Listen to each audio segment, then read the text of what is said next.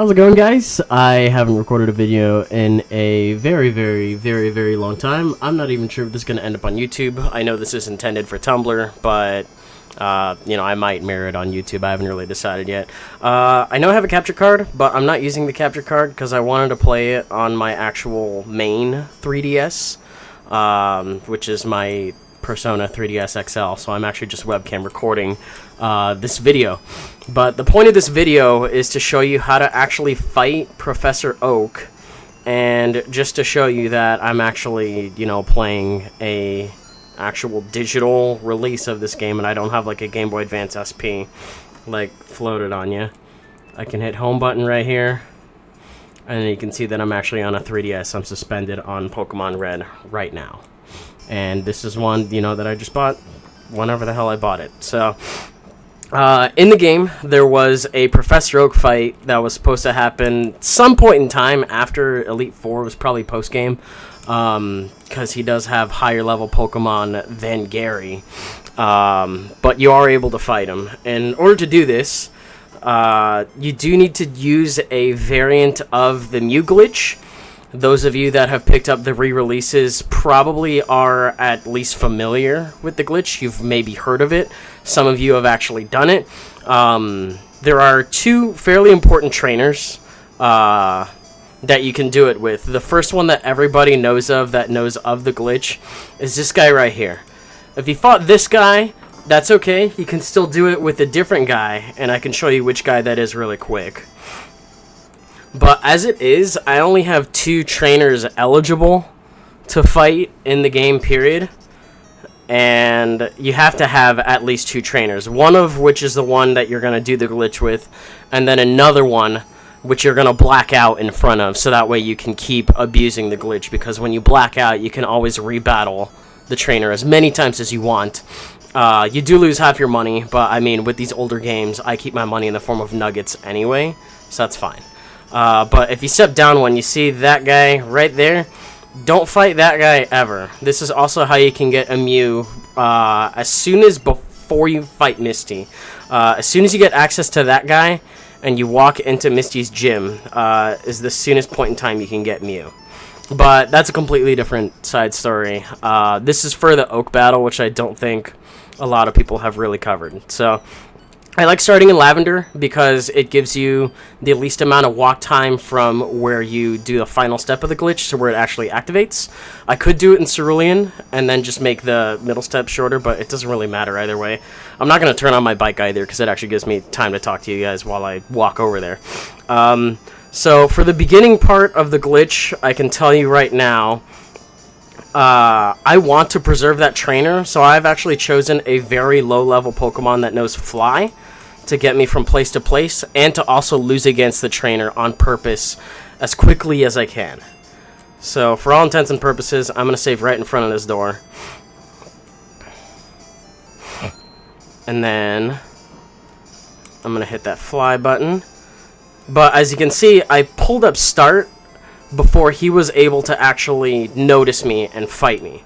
On the 3DS version, you actually have to hold X while, like, as soon as you hit down, you have to hold X, and then X activates as your start button as soon as you actually run into the guy. So, he notices me, and I'm Audi 9000. I'm not even going to fight him right now. We're going to go up north to the other guy. This next step works with any trainer, by the way. Like I said, I only have these two left that are eligible, because in order to get to the other trainers that I have left, I have to actually be able to use my A button, or my beaten button, or my start button. All buttons are disabled during this point of the glitch, so you either have to beat the trainer, or you have to black out.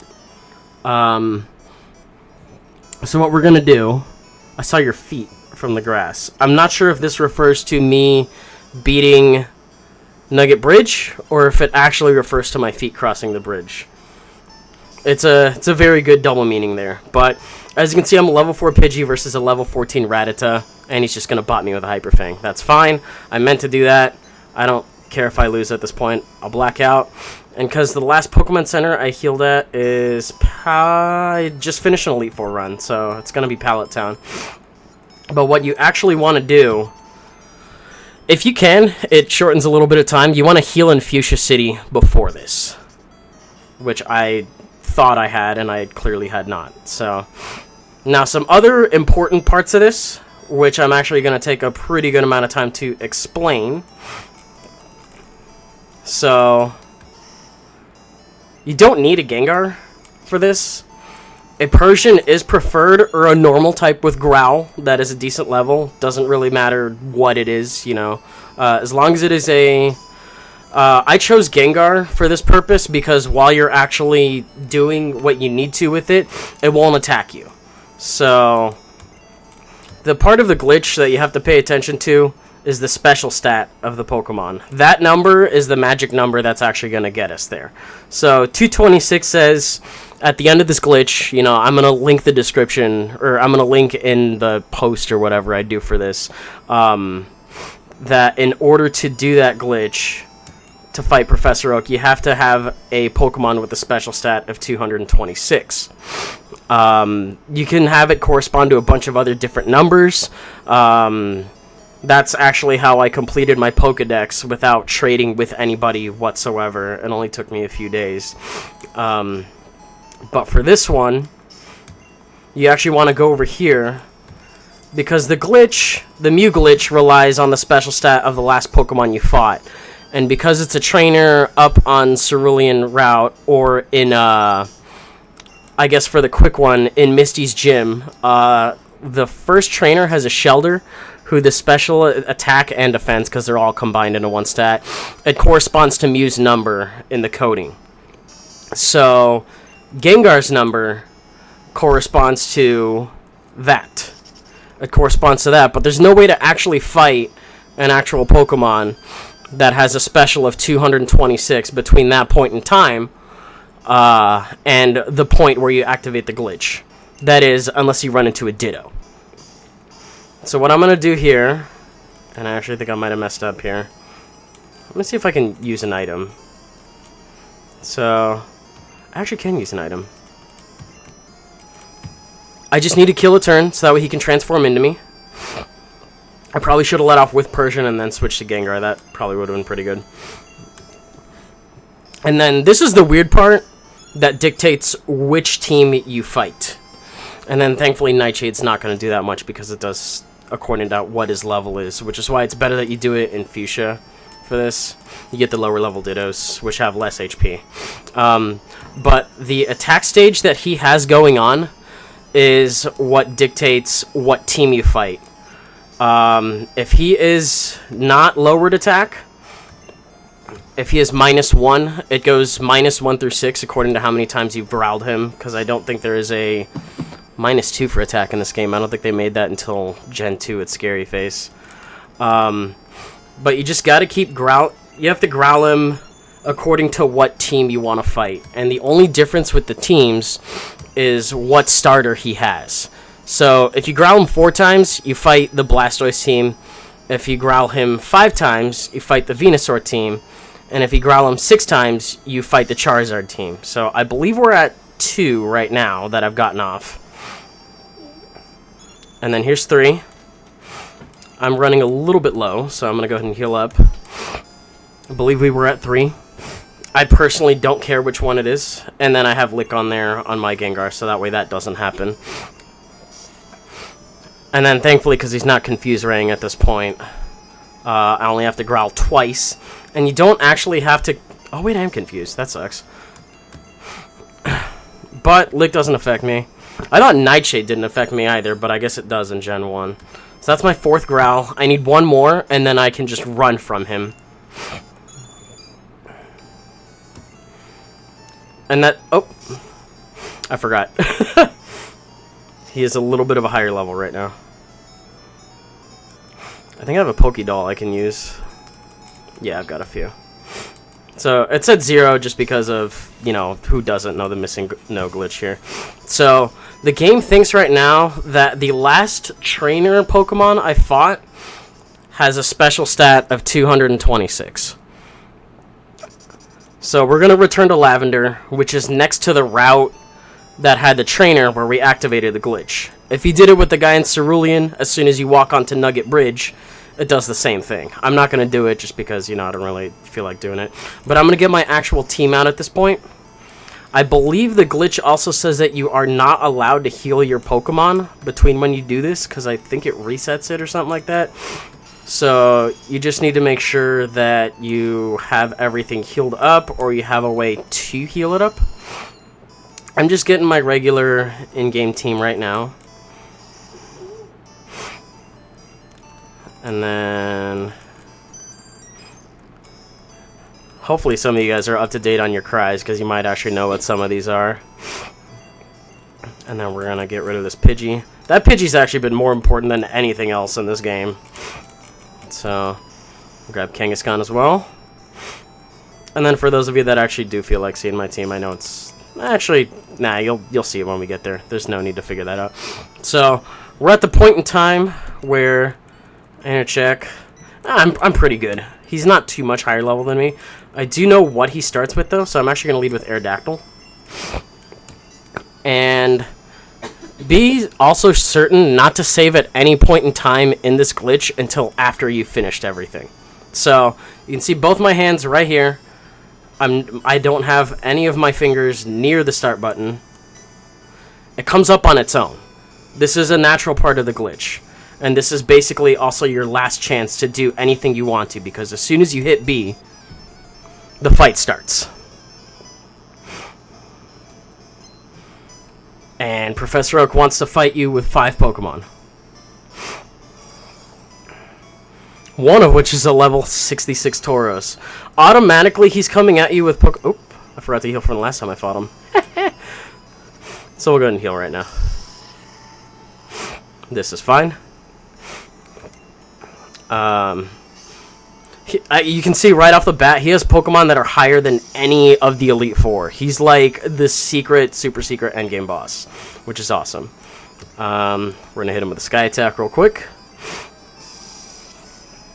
I had a lot of fun playing through the game, because now that I know a decent amount of the inner workings, I can basically just use it to get exactly the team I wanted to, which was really fun.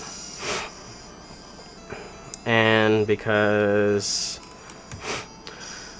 Another cool thing about Gen 1, not sure if you know it, Hyper Beam actually is the best move in the game. They did not lie to you. You have to kill something with it, and then you don't get the recoil team. Or you don't get the recoil turn. So you're not actually locked in right here. You can switch, you can do whatever you want. But you can see he is about to use an Exeggutor. So we're just going to go into Charizard right now. We'll hit him with a flamethrower, see what else he does, but his Pokemon are a frighteningly high level, and they only get worse from here. I think he sends them out in order of like what their levels are too. But we're pretty good. Got 2 down. Oops. And then his third is an Arcanine. So we can actually go into... I'm going to switch in my Nidoking right now to do a little bit of work.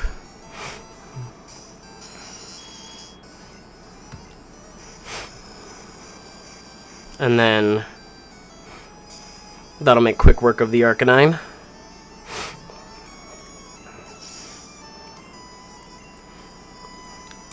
And then his next one is a Venusaur. This is where I said the teams were different. So if you wanted to fight the one that you were intended to fight, you need to pick according to the starter that was not chosen between you and Gary. So in my case, I chose Charizard, he chose Blastoise. I mean, there's a Bulbasaur left on the table. He is the only one that likes Bulbasaur, I guess, so he's going to go ahead and raise that bad boy up. And we are actually going to go ahead and flex a little.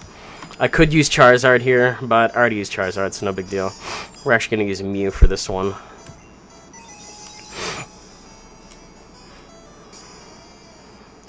And then he does have a level 16. This is how strong this is. It's actually able to take a Psychic from a Mew. But I don't think he uses items at all during this fight. But that's actually not his highest level Pokemon. His highest level Pokemon is actually a Gyarados. And then we can use... I can use either... I'm going to use Kangaskhan. Why not? Maybe next time Vaporeon. It's okay. So I'll just go ahead and body slam it. Second best move in the game. Doing a good chunk. Might paralyze him too.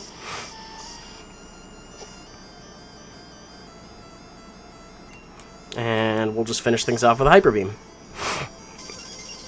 And yeah, that's a Professor Oak fight. It's a very specific way to get it, unfortunately. You do have to have that Pokemon that has that 226 special stat, and a way to actually stall for enough time to growl him down. -4, -5, or -6 attack stages. Which is why I had that Gengar there, you know, having a typing with you that has immunity. You could also just make it so that Pokemon literally only knows one move or whatever. You could make it like a level 100 Scyther that only knows Cut or something silly like that, and then just bring a Rock type. Just make sure you bring a Resist and you have a way to actually get through the Growls and whatnot. After the glitch is over, your buttons are find a return and everything.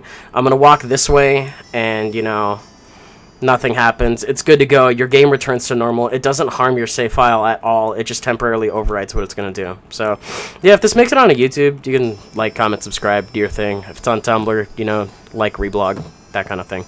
It's kind of cool. Anyways, that'll do it, and I'll see you guys later, I guess, when I feel like making another video. Bye.